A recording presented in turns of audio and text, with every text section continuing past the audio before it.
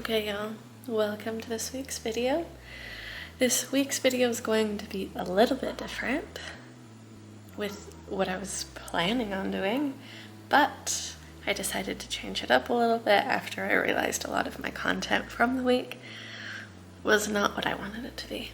So let's dive into this week's video.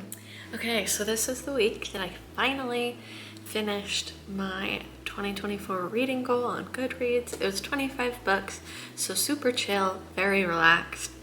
And the way that I set my Goodreads goal this year was with the pretense of reading a lot of books that could maybe get me out of my shell of the books that I usually enjoy reading. So reading a lot of like business books, spiritual books, and just books to kind of get me out of my comfort zone of reading, which actually turned out to be way harder than I thought because it just was very unmotivating to read those books.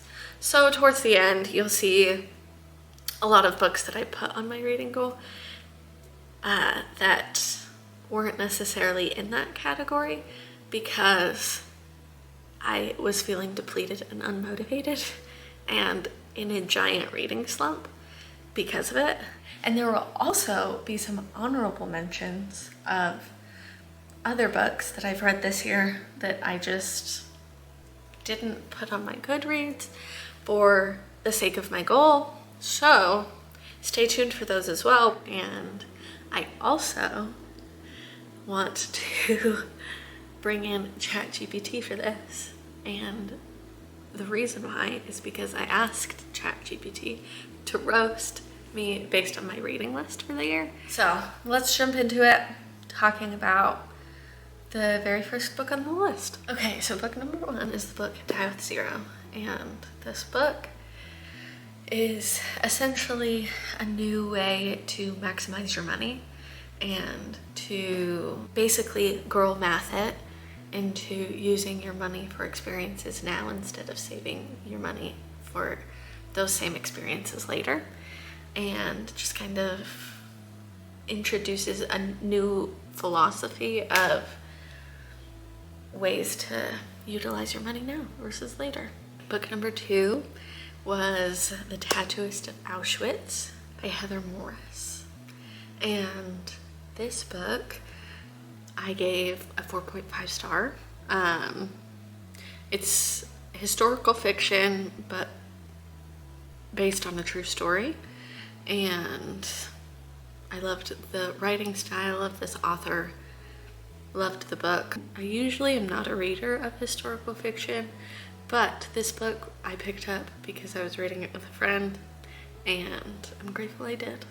Okay, the next book was Originals by Adam Grant.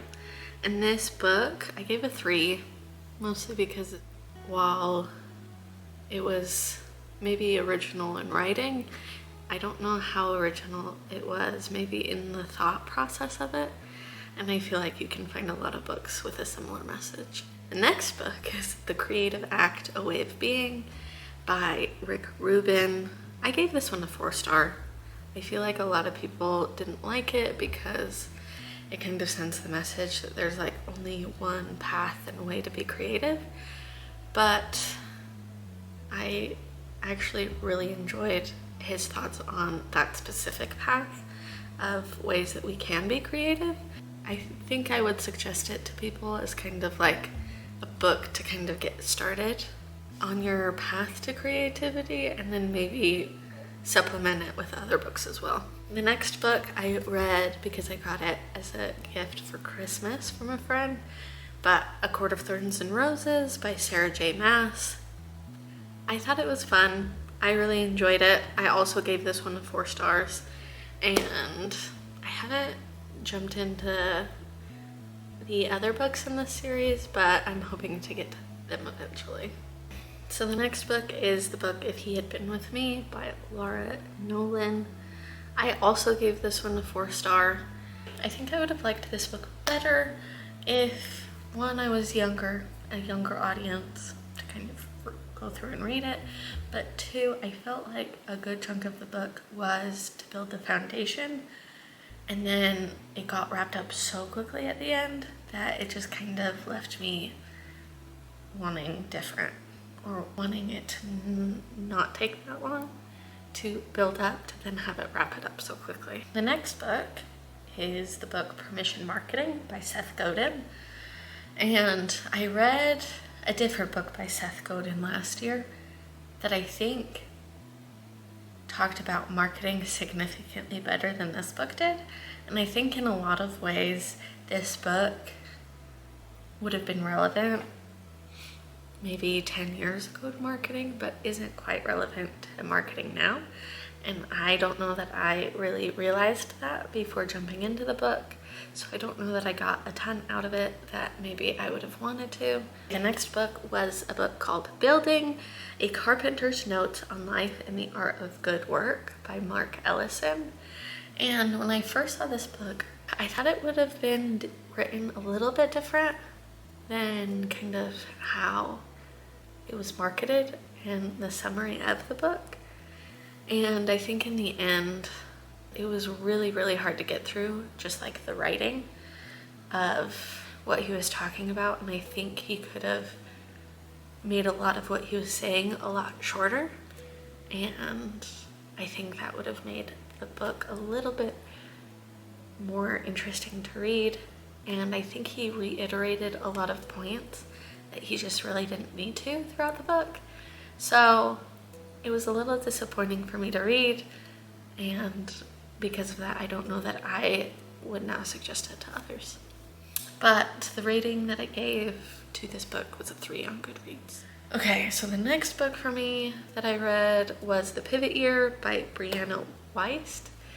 I gave this book a 4-star. I loved it, and I don't know that I fully understood before I started reading that you were supposed to read like one chapter every day of the year. Instead, I read it kind of all in the same weekend. And I think I really liked the way that I read it, but this book is just kind of more of a daily motivation than it is like an actual story or storyline that I maybe thought it was going to be. But I definitely would suggest it.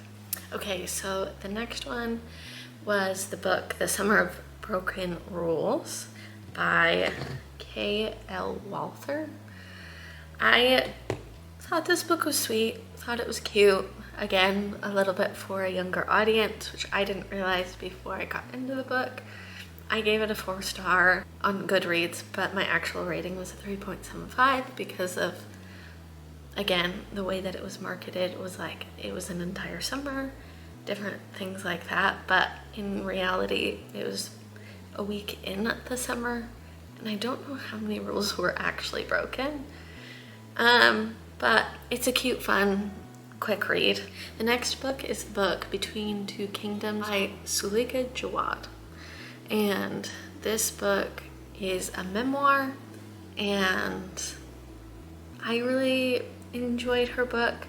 It was a little bit hard to get through because there was just so much content in the book. This book is essentially of her journey from being healthy to then getting diagnosed with an illness to then getting into remission, and kind of her journey on the road back to self-discovery and what she realized she was capable of.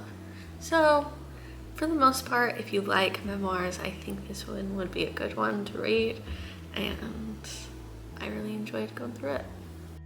Okay, so the next one is, again, memoir kind of adjacent. The way that it's written, it doesn't really feel like a memoir at all. It just feels like a love story.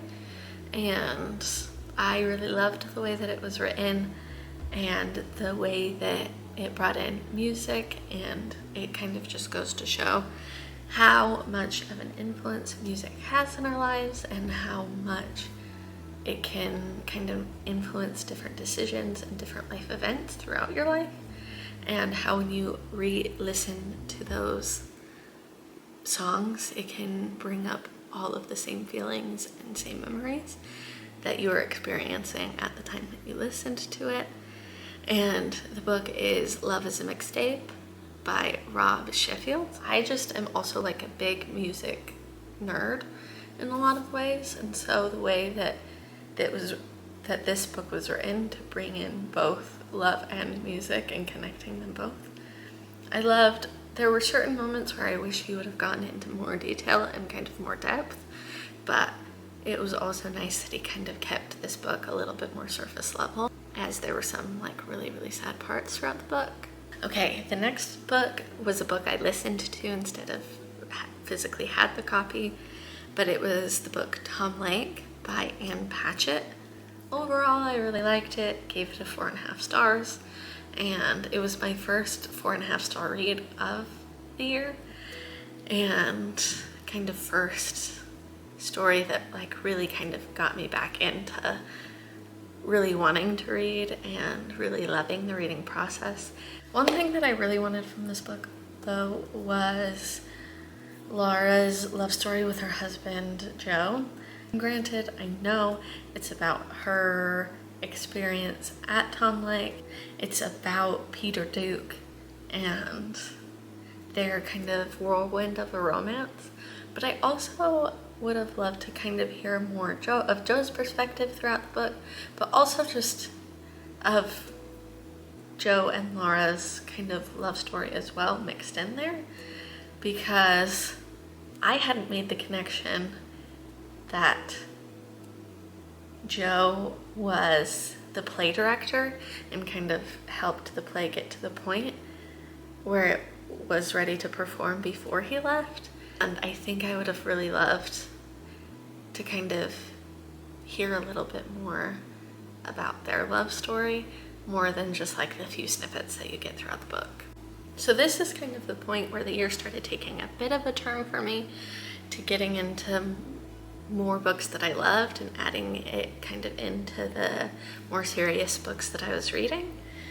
So I started out actually in this series with the most recent release book, and then kind of moved backwards from there. It's a series that I feel like a lot of people talk about, especially on TikTok, but it's the Windy City series, and I started with the book Play Along, which is Isaiah's story, and I'm kind of glad I started with his story versus the other way around, because I feel like if I would have started with the first book, I probably would not have finished the series. So I really loved it, gave it a 4-star, and so I'm really glad I also kind of brought this book into the reading segment of the year. This next book was a 4-star read for me. I really liked the overarching message of this book, but I don't know that this book would be a reread for me, like most of the books that I've read this year, but I thought it was a good message, and I feel like for the most part this would be a fun book for a lot of people to read. But the book is The Phone Booth at the Edge of the World by Lara and Mai Messina, and I thought this book was actually a quicker read than I thought it was going to be, and I also don't know if I was in the right mindset for this book at the time that I read it, so this book might actually end up having to be a reread at a different time to actually see if my opinions and thoughts would change. Okay, we're down to the last 10 books of the year. The first book of the last 10 is the book The Untethered Soul by Michael A. Singer. Would not recommend this book, really didn't like it, and I don't know that I am changed after this book. I felt like there were a few small powerful moments throughout the book, but this is a book that I think was kind of marketed as a life-changing story, and I really didn't feel like it was. This one was a 3-star read for me, but it was an interesting read, and I definitely would suggest it if those are the kind of books that you're into. This next one is The 5 People You Meet in Heaven by Mitch Albom, and this book, I feel like the writing style was interesting, the characters were interesting, and the storyline was a concept that I had never really thought about before, so I really, really liked it. The only thing that I might have changed about this book was his wife was the fourth person that he met up in heaven, but I wish it would have been the last person he met up in heaven to kind of round out the story a little bit better than how I feel like the story ended. And then my first 5-star read of the year was the book Funny Story by Emily Henry. I had never read any Emily Henry books up until this point, but I'm really, really glad that I started out with this one. I absolutely loved this book. This is the second book I listened to on audio, and the way that this book was read is so captivating and just so much fun to listen and kind of be able to feel like you're along the ride with the characters. The next one is the book Just for the Summer by Abby Jimenez, and this is the first book that I've also read by this author, so I really loved it. I gave it a 4-star, and I am glad that I was influenced by Book Talk On. So the next book was also by Abby Jimenez, and that book was the book Yours Truly, Chef's Kiss. I loved this book. This one was a 4.75 star, just like Isaiah's book in the Windy City series, but there was nothing that I would have done to change this book. Okay, the next book is the book One Day by David Nichols. Also loved this book. The only problem with this book that I found that I had was that I watched the TV series on Netflix before I read the book. So that is the unfortunate nature of having the TV show play out so well, is I felt like I kind of already knew it was coming because I read the book so soon after I watched the TV series that it was kind of harder for me to read through. But again, another book, Chef's Kiss, loved. Okay, the next 2 books are Emily Henry books, and they are The People We Meet on Vacation and Beach Read. Yeah, easy to get through, fairly quick. Really loved the storylines of them both, even though they're both giving 2 very different themes. One is friends to lovers, the other's enemies to lovers, but overall the concepts of them both were really, really sweet, and I don't know if I would change really either of them. I did compare these books though to the book Funny Story, and I was a little bit disappointed in the way that I compared them, but I think that was mostly just on me in the comparison game of the books when they shouldn't really be compared. I don't think it at all. So the last one I want to talk about is the book by Herman Hesse called Siddhartha.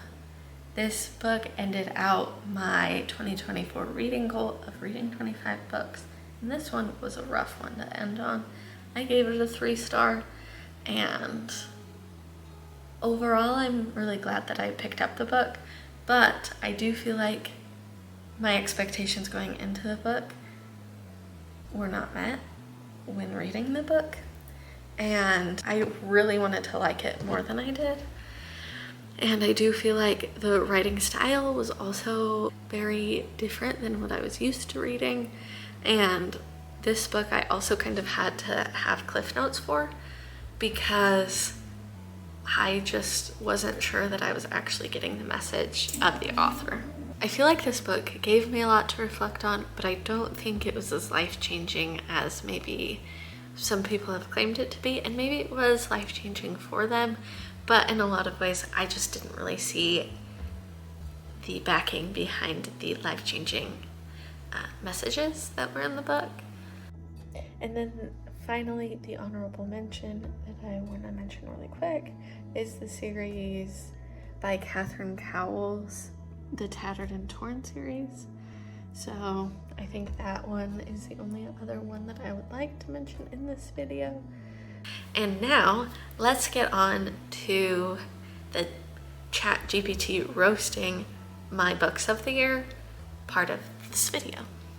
So what I did was I took a screenshot of my Goodreads reading list put it into ChatGPT and asked it to roast the different books that I had within my reading goals this year for this YouTube video. And I thought this could be a fun little take on the ChatGPT roasting Instagram profiles and making it a little bit more niche for BookTube.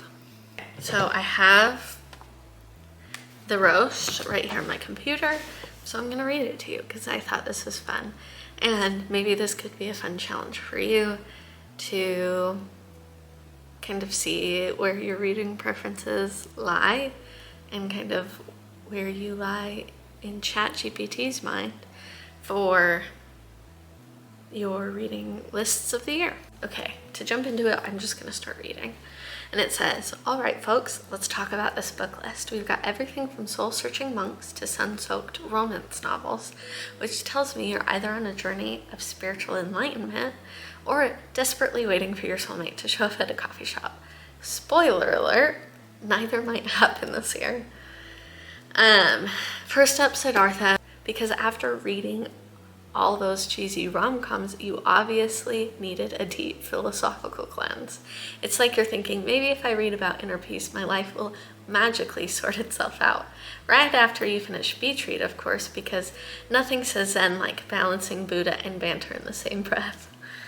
Then there's The Untethered Soul, translation. I'm really working on myself this year, you guys, after I finish this rom-com and figure out which fictional love interest I'm pretending to date.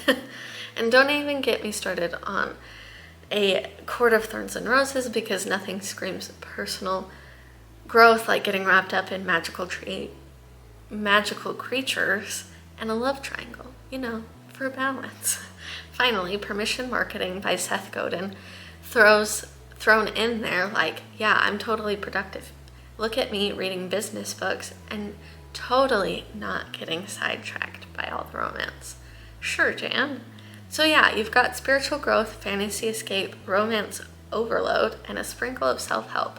A little all over the place, maybe, but hey, at least your bookshelf isn't boring. So at the end of the day, that's what my bookshelf says about me.